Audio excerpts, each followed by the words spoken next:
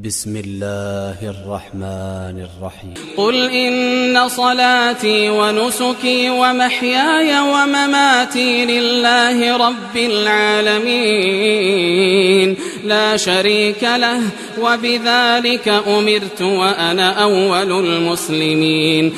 بسم الله الرحمن الرحيم فصل لربك وانحر فصل لربك وانحر فصل لربك وانحر فصل لربك وانحر.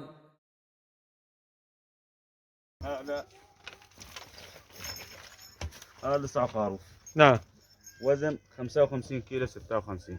بسم الله الرحمن الرحيم. وزن 60. أن رسول الله صلى الله عليه وسلم جاءه رجل فسأله: يا رسول الله، من أحب الناس إلى الله وما أحب الأعمال إلى الله؟ فقال صلى الله عليه وسلم: أحب الناس إلى الله أنفعهم للناس وأحب الناس إلى الله أنفعهم للناس. من الله والله أكبر. اللهم منك ولك. اللهم تقبل من أخينا أبو عمار. بسم الله والله أكبر. وأحب الأعمال إلى الله سرور تدخله على مسلم، بسم الله، أو تكشف عنه كربة، أو تقضي عنه دينا، أو تطرد عنه جوعا. ولأن أذهب مع أخ في قضاء حاجة أحب إلي من أن أعتكف في هذا المسجد شهرا. وأشار صلى الله عليه وسلم إلى مسجده.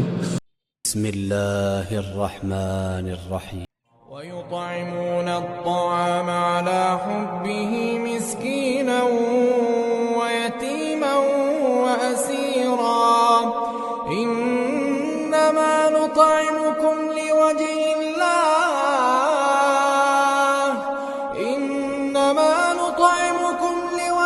الله لا نريد منكم جزاء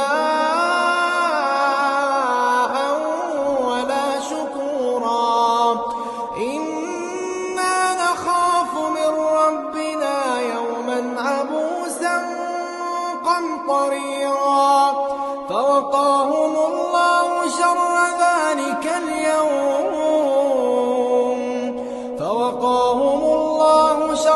ذلك اليوم ولقاهم نضرة وسرورا. سبحانه وتعالى: ويطعمون الطعام على حبه مسكينا ويتيما وأسيرا إنما نطعمكم لوجه الله.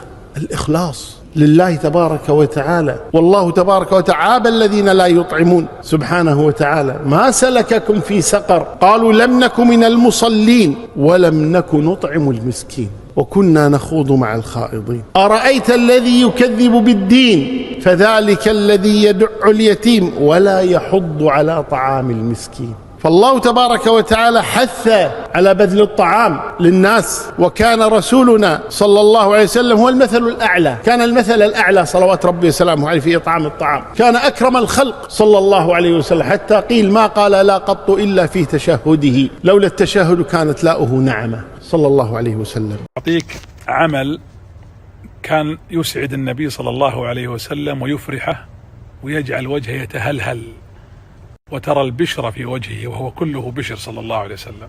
والله إن طعام الطعام كان يسعده عليه الصلاة والسلام.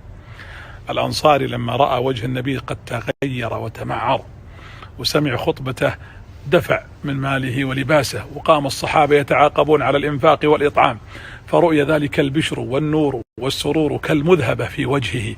يطعمون الطعام على حبه، قيل على حب الطعام ودهم فيه محتاجينه، وقيل على حب الله، مسكينا ويتيما وأسيرا. ليش؟ إنما نطعمكم لوجه الله لا نريد منكم جزاء ولا شكورا إنا نخاف من ربنا يوما عبوسا قمطريرا فوقاهم الله شر ذلك اليوم ولقاهم نظرة وسرورا. جاءهم السرور في الدنيا بلذة العطاء، وسيرون السرور في الآخرة حينما يدخلون جنة عرضها الأرض والسماء.